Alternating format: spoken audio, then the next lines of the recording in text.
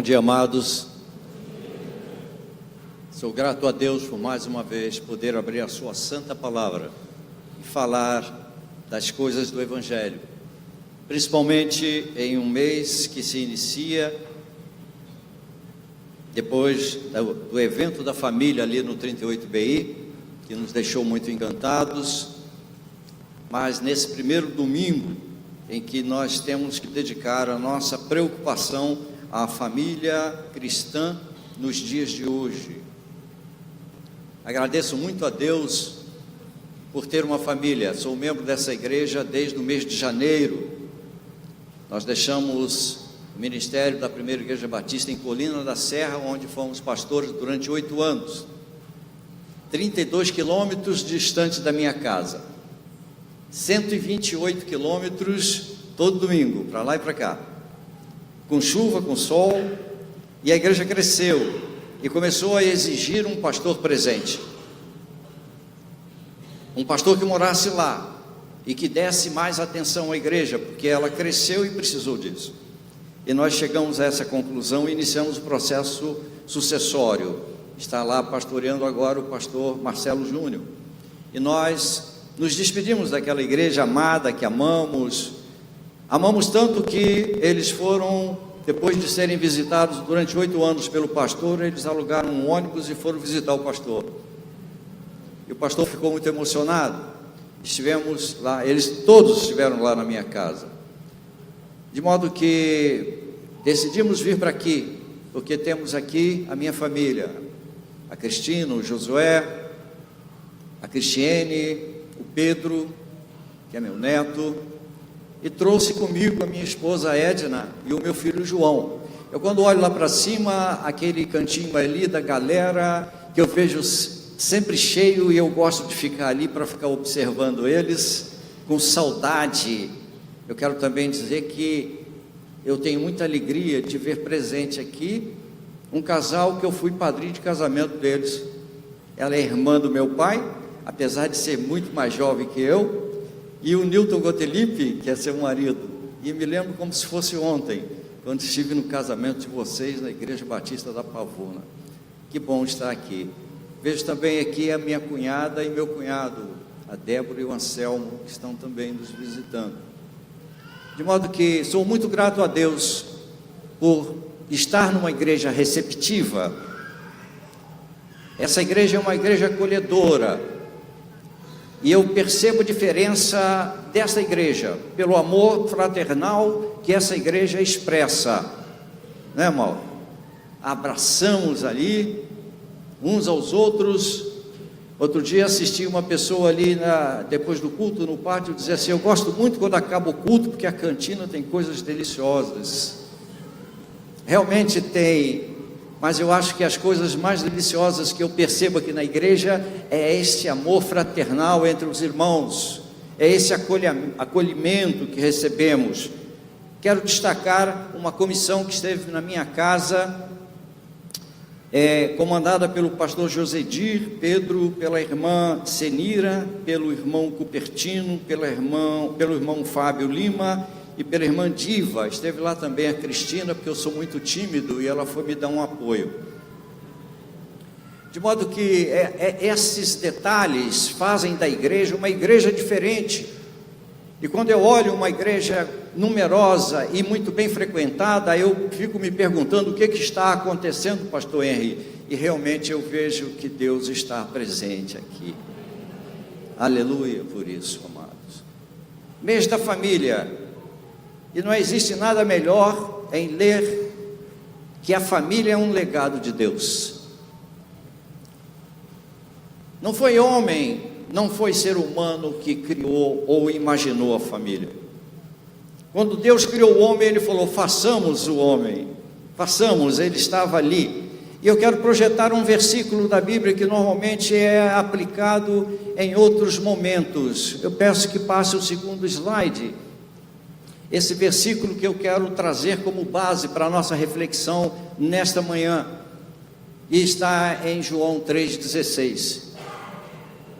Pastor Miqueias Paz Barreto, pastor da Igreja Batista de Regência em Recife, lá na Praia do Canto, oito mensagens em uma semana. Ele pregou sobre esse mesmo versículo. Esse versículo que muitos consideram como o centro da Bíblia, e que muitos usam esse versículo no âmbito evangelístico. Mas o Espírito Santo falou tão forte ao meu coração para trazer esse versículo para a abertura do mês da família. E ele diz assim: porque Deus amou o mundo de tal maneira que deu o seu Filho unigênito, para que todo aquele que nele crê não pereça, mas tenha a vida eterna. Você poderia ler comigo esse versículo?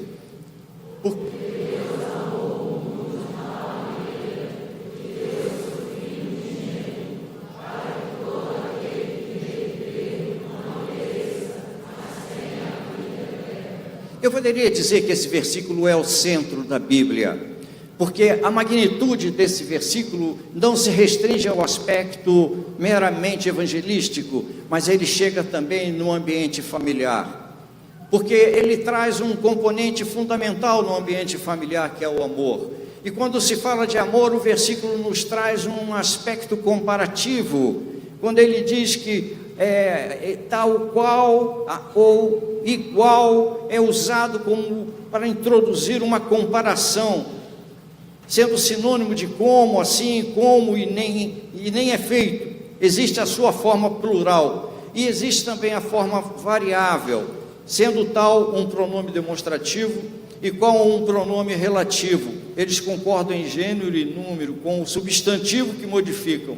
Assim, a expressão tal qual é variável quando relacionada com um verbo de ligação, assumindo uma função predicativa. Que coisa interessante quando a gente olha gramaticalmente um versículo que a gente fala de cor. E quem é que trouxe esse versículo? João. Nós temos 4 evangelhos, 3 evangelhos são sinópticos. Mateus escreveu para os hebreus, Marcos escreveu para os romanos, Lucas escreveu para os gregos, mas João escreveu para nós. Por isso que o evangelho de João não é sinóptico, e esse texto está no evangelho de João, trazendo uma espécie de comparação absolutamente clara, de que o amor de Deus é tão grande, que ele deu o seu Filho unigênito, para que todo aquele que nele crê não pereça, mas tenha a vida eterna. Emerge do texto a visão de família, porque ele fala de filho, e filho é fruto da família. Mais uma vez eu olho lá para cima e não vejo os adolescentes. Por quê? Porque eles estão no retiro, estão sendo abençoados, impactados por um retiro. Foi muito bonito ver 2 ônibus iniciando esse retiro na sexta-feira. E o meu filho, eu tenho um filho de 14 anos, ninguém duvide disso. E o João está lá, todo feliz, satisfeito, por ser membro dessa igreja, por estar naquele retiro e por estar desfrutando de tudo aquilo que Deus pode dar a ele naquele momento de crescimento. Mas quero dizer, irmãos, que o versículo ele está no singular, porque Deus amou o mundo de tal maneira que deu o seu Filho unigênito, para que todo aquele, ele particulariza, e eu quero dizer que é particularizado, sim, é particularizado, porque a sua relação com Deus é única e pessoal. Você é único para Deus, Deus te conhece, Deus te percebe, Deus deseja ter um relacionamento maior com você. Mas há um detalhe: você não é exclusivo. Nós somos especiais para Deus e somos particularizados nessa relação com Deus, mas não somos exclusivos. Deus tem uma verdadeira obsessão. Falar de obsessão de Deus é até complicado, mas Deus tem uma fixação pelo coletivo. Ele ama o indivíduo, ele aprecia o indivíduo. E você sabe que o diabo odeia você. E odeia você por quê? Porque Deus ama você, porque Deus particulariza você, porque você é importante para Deus. Mas essa visão coletiva de Deus Quando nós encontramos na Bíblia uma preocupação com o povo de Deus, com o povo de Israel, com o povo que se chama pelo meu nome. E quando você fala de povo, e quando você fala de nação, você passa a ter uma visão da célula máter da sociedade, que é a família. Não existe país sem família, não existe família sem princípios, não existe família que não esteja debaixo da graça de Deus. Pregando na primeira igreja batista de Guarapari, no dia que a igreja estava escolhendo o seu novo pastor, repeti uma mensagem que eu senti que era necessária, abandonei o script daquela mensagem que tinha preparado para lá, e lembrei de Paulo, quando Paulo estava reclamando do espinho na carne que ele tinha. Era um espinho pessoal, e ele pedia a Deus que o afastasse dele, e Deus respondeu para ele o quê? A minha graça te basta. A minha graça te basta. A graça de Deus basta para as famílias. A graça de Deus basta quando ela é invocada e quando ela mais necessita. Eu tenho tido um grande prazer de frequentar uma célula. Estou vendo várias pessoas da célula aqui. Principalmente quando termina a célula, tem uma mesa maravilhosa. Eu não sei se todas as células são assim, mas essa célula que eu estou frequentando, eu não falto nunca mais. Ela é gostosa na discussão, e discutimos sobre alguns aspectos de Davi. Davi, que era da família de Jessé, e que passou toda aquela dificuldade no momento em que ele já sabia que estava ungido o rei. Ele sabia que Deus tinha escolhido ele para ser rei. E ele estava passando por desafios tão grandes, e nós estamos debulhando esses assuntos lá na célula. E a minha célula é tão inteligente que muitas vezes eu chego lá e fico quietinho ouvindo. Deus é maravilhoso, e Deus quer famílias fortes, e Deus quer famílias unidas, e Deus tem um plano. Deus tem um plano. Eu queria que passasse o próximo slide. Aqui está a tal maneira que envolve o conteúdo que deve estar presente na relação familiar. A maneira sacrificial. O próximo slide, por favor, porque envolve um filho único, e filho é fruto de família. O próximo slide. E esse conteúdo é o amor. Amor incomensurável. Eu quero dizer, amados, nesta manhã, que Deus tem um plano. Esse plano é pessoal para você. Não importa o seu passado, não importa as dificuldades que você passou, não importa olhar para trás, não adianta olhar para trás, você tem que olhar para frente. Estou tendo algumas reuniões com algumas lideranças da nossa denominação, porque nós precisamos recuperar o prédio histórico do Colégio Americano. Estive conversando com o pastor Evaldo, que se alinhou conosco nessa cruzada de recuperação do prédio do Colégio Americano. Um marco histórico que estaria fazendo 115 anos e que abençoou tantas famílias, tantas autoridades estudaram naquele colégio, naquele ambiente. E estamos conversando com a Secretaria de Educação de Vitória e percebemos que não existe um projeto para aquele prédio, e o prédio está sendo invadido por viciados, por pessoas que não estão constituindo aquele ambiente que foi celeiro de tantas bênçãos. Juridicamente nós vamos precisar de ajuda. Como é que vamos conseguir isso? É difícil, é impossível, mas Deus é o Deus do impossível. E se você tem dificuldade na sua família, eu quero dizer que Deus é o Deus do impossível, que Deus ama a sua família e que Deus ama você, e eu tenho certeza que Deus vai realizar um milagre na sua família se você deixar. Deus tem um plano. Esse plano é um plano pessoal, mas esse plano também é um plano coletivo. Esse plano, você não tenha dúvida, ele segue um script sistemático que nós não podemos às vezes imaginar, porque temos a força de querer tudo muito rápido, queremos tudo hoje, queremos tudo amanhã, e estabelecemos culpa a Deus quando Ele não nos responde exatamente na velocidade que nós queremos. Mas Deus opera no tempo, e esse script vai se realizar, porque Deus não pode mentir, e Ele se revela ao longo do tempo. O plano de Deus expressa um desejo que todos se salvem. Se você for lá em 1 Timóteo 2, 3 e 5, o que nós encontramos? Isto é bom e agradável diante de Deus, nosso Salvador, o qual seja que todas as pessoas sejam salvas e cheguem ao pleno conhecimento da verdade, porque há um só Deus e um só mediador entre Deus e o homem, Cristo Jesus. Amados, o amor de Deus é expresso nesse versículo. O amor de Deus está presente na certeza do nosso dia a dia. O amor de Deus é a nossa maior configuração, porque todas as coisas foram feitas pela ordem de Deus. A natureza foi feita pela ordem verbal de Deus, os animais foram feitos pela ordem verbal de Deus, aspectos de natureza natural foram feitos pela ordem verbal de Deus. Mas quando chegou no homem, Deus debruçou-se e Deus modelou com as suas próprias mãos. O homem é a criação mais importante de Deus, e Deus soprou em suas narinas o fôlego da vida e disse que você se tornará alma vivente, porque o homem não nasceu para morrer, o homem nasceu para viver. Infelizmente o pecado de modo sutil, e o diabo hoje não aparece com chifres e rabo, porque o diabo aparece de modo sutil numa internet ou num software perigoso. E lá no Éden o diabo também apareceu em forma de uma serpente, disfarçado, pondo em dúvida aquilo que Deus estava construindo. E no pecado surgiu o quê? Uma especialidade médica, a geriatria.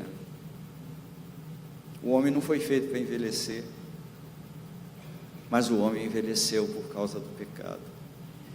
E o homem continua envelhecendo, apesar das revelações estarem presentes, e nós sendo a cada dia transformados, atuando o Espírito Santo em nós. Mas muitas vezes, o que eu posso dizer? Todo dia o pecado vem, mas eu escolho Deus. Todo dia as provas vêm, mas eu escolho Deus. O diabo é tão audacioso, que o próprio Cristo, que ele sabia que era o Filho de Deus, ele foi tentá-lo exatamente em suas fraquezas. Ele estava no deserto com fome, e ele quis que ele transformasse em pão, e não só de pão vive o homem, mas de tudo aquilo que sai da palavra de Deus. O diabo é audacioso, ele continua audacioso, e ele continua a infiltrar-se em nossas famílias nos dias de hoje. E se nós não criarmos paradigmas adequados nos nossos filhos, nós não teremos tido o crescimento que era necessário, que foi ordenado lá no Éden: crescer e multiplicai. A multiplicação, ela é fácil, mas aquela multiplicação que está prevista no livro de João, capítulo 1, versículo 12, você se tornou filho de Deus porque creu em Jesus Cristo. E se você creu em Jesus Cristo, você passou a ser família de Deus. E se você passou a ser família de Deus, você tem um compromisso nesse crescimento para a multiplicação.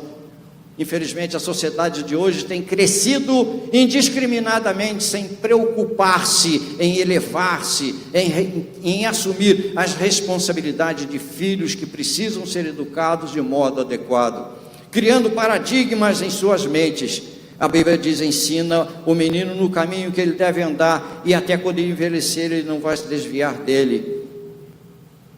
Quando em casa nós insistimos nas práticas cristãs, nós trazemos nossos filhos à igreja e envolvemos os nossos filhos nas diversas atividades da igreja, nós estamos criando um paradigma fundamental que vai atuar em sua mente pelo resto da sua vida.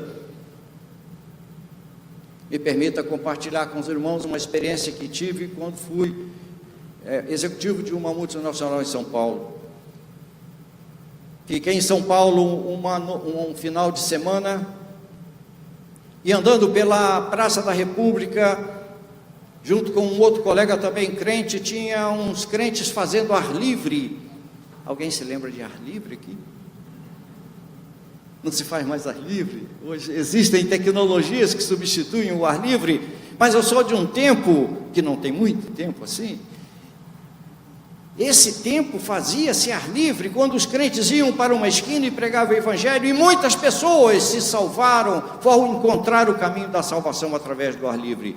E na Praça da República, em São Paulo, estavam alguns crentes cantando uma música, e nós realmente resolvemos ir para aquele lado, e quando passamos por um moço sentado, sujo, barbudo, feio, fedorento, num banco, e eu parei um pouco mais à frente e olhei para trás. Aquele moço estava chorando e lágrimas caindo dos seus olhos.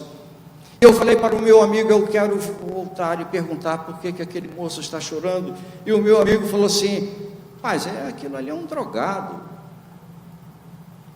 Aquilo é um drogado, você não está vendo que ele está desequilibrado? Eu disse: não, mas eu preciso falar com aquele moço. E eu voltei e perguntei a ele: você está sentindo alguma dor? Você está passando mal? Ele falou assim: não, senhor.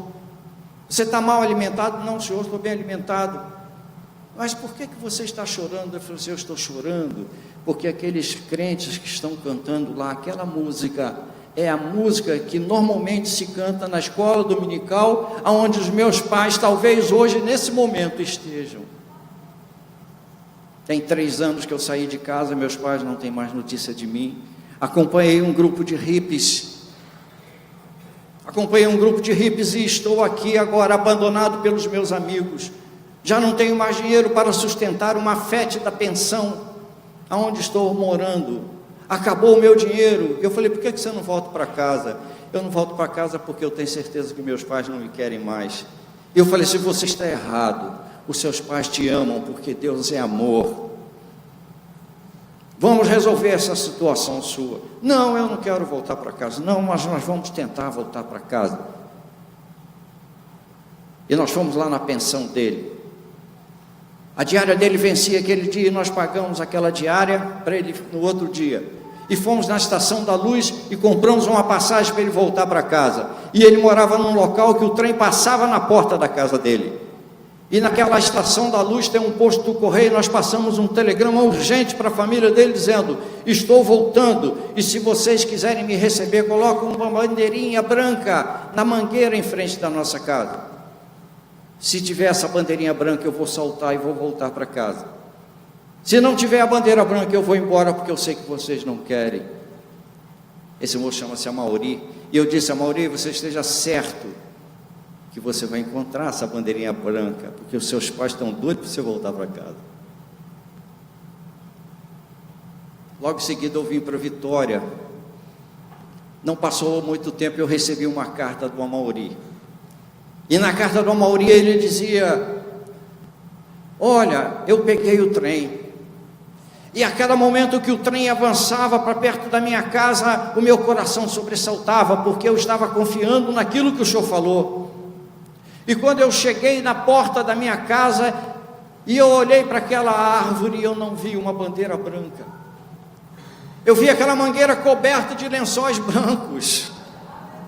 Eu vi aquela bandeira nas mãos das crianças correndo atrás do trem, e nos postes tinham bandeira branca porque estavam todos acenando.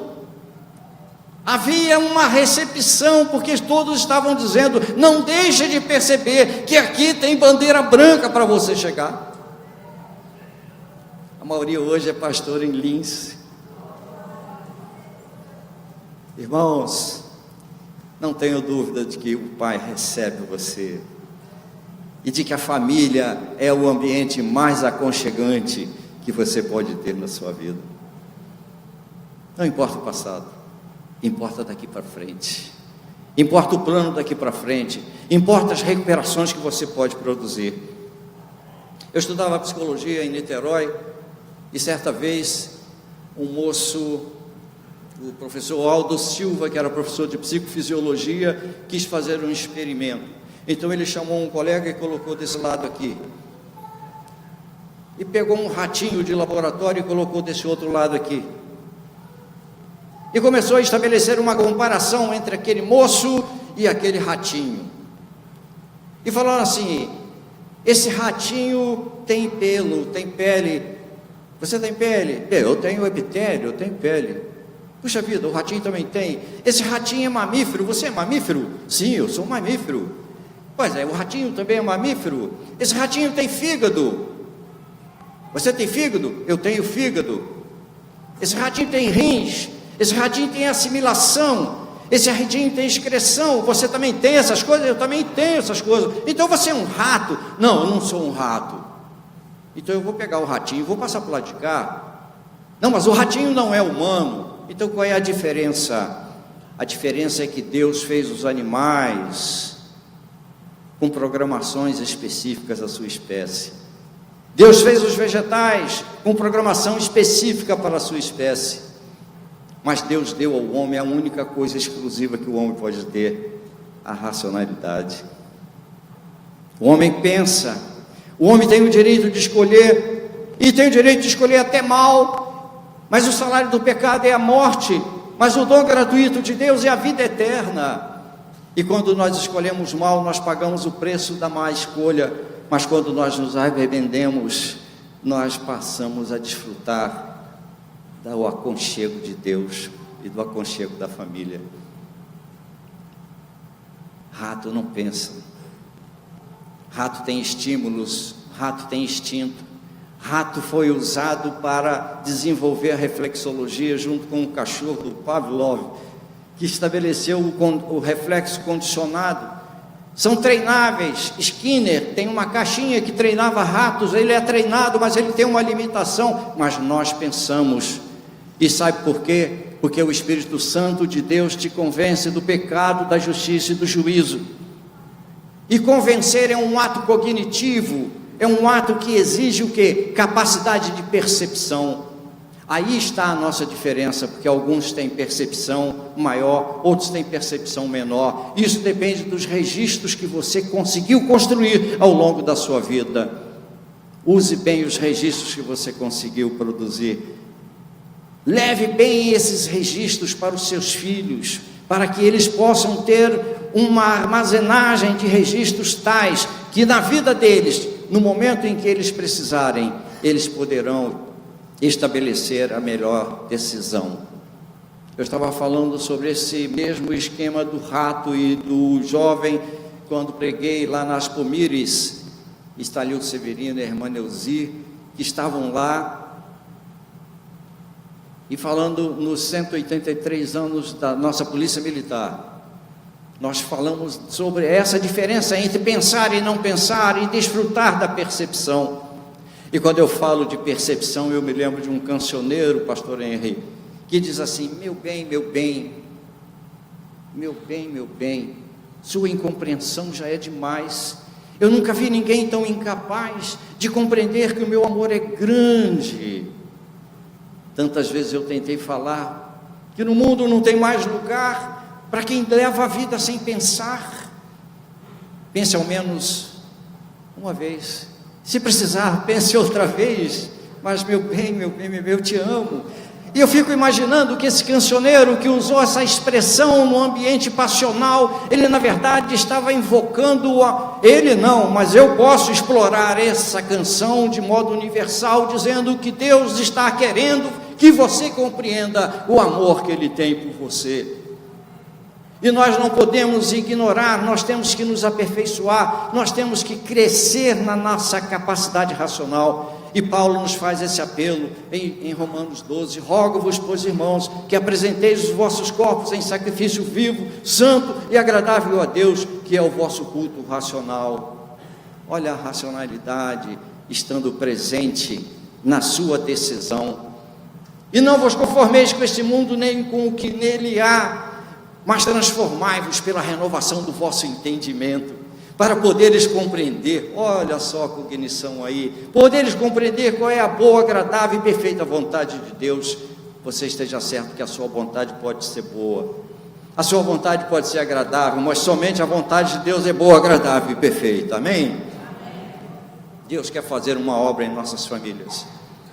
Deus quer criar em nós elementos capazes de traduzirmos nesta visão coletiva que se revela ao longo do tempo.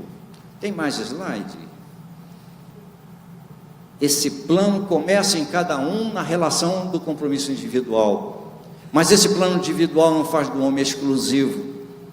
Nós temos as nossas particularidades. Surge então a família, crescendo individualmente e multiplicando, formando padrões hereditários que atendam o plano de Deus para o homem. Atendam o plano de Deus para o homem. João 3,16 nos faz família de Deus. João 3,16 indica que o componente fundamental na relação familiar, dessa família espiritual, é a família terrena.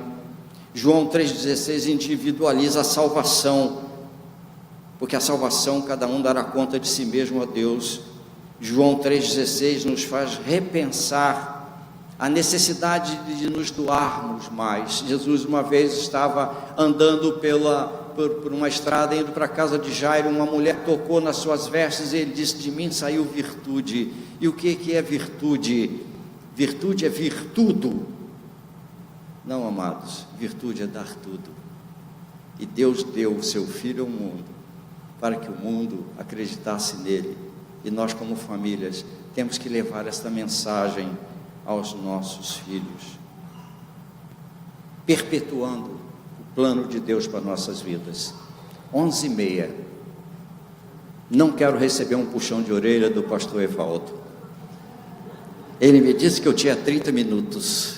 Eu disse que ia gastar 20, já gastei mais de 20.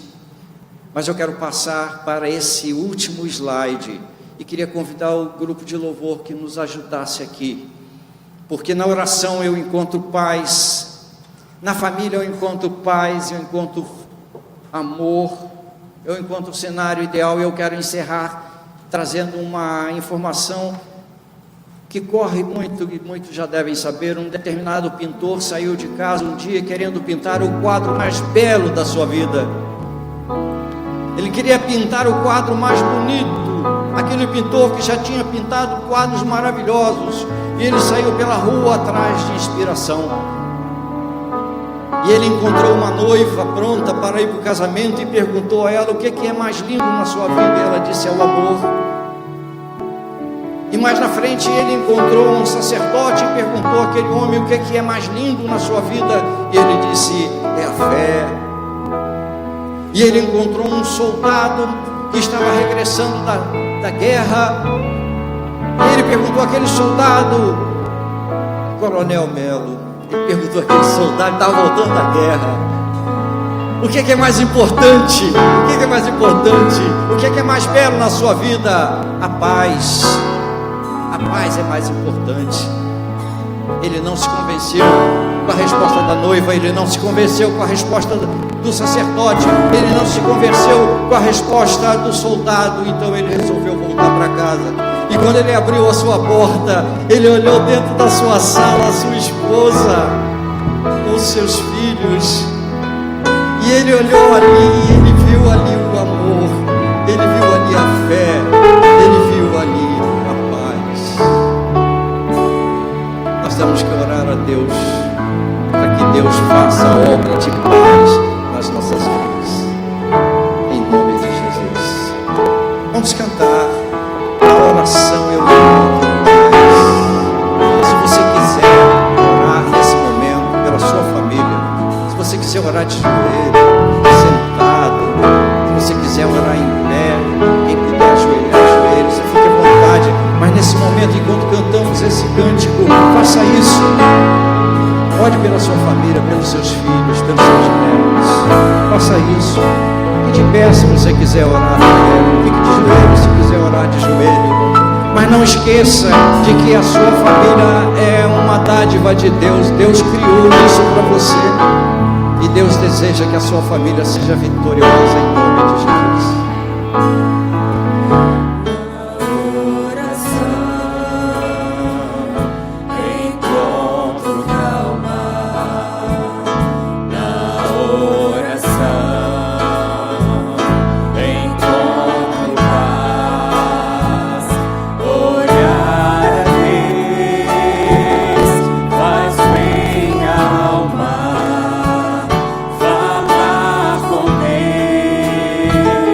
Missa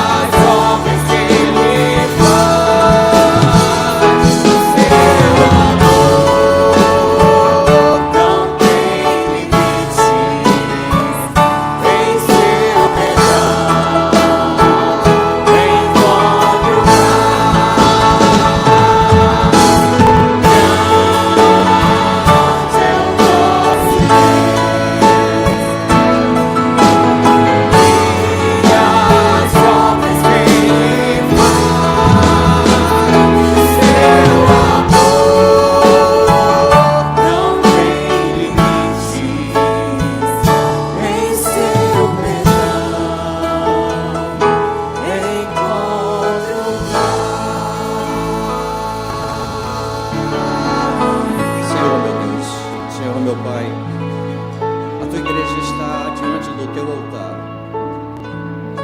Nós estamos agradecendo porque o Senhor nos deu famílias. Nós estamos agradecendo porque o Senhor nos deu percursos.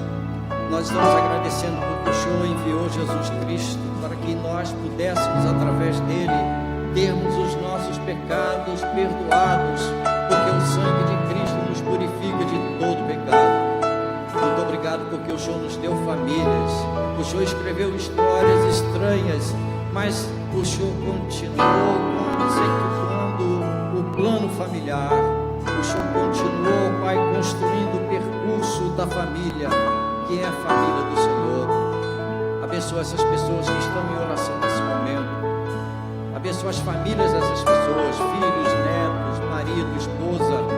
Que nós possamos a cada dia termos a consciência de que o Senhor é Senhor de todas as coisas e do Senhor descem os maiores fluidos para a unção e bênção da nossa vida. Abençoa esta igreja, abençoa o nosso pastor em viagem, abençoa os ministérios em desenvolvimento, porque são famílias unidas cumprindo o dever do Evangelho. E nós te agradecemos no nome de Jesus. Amém.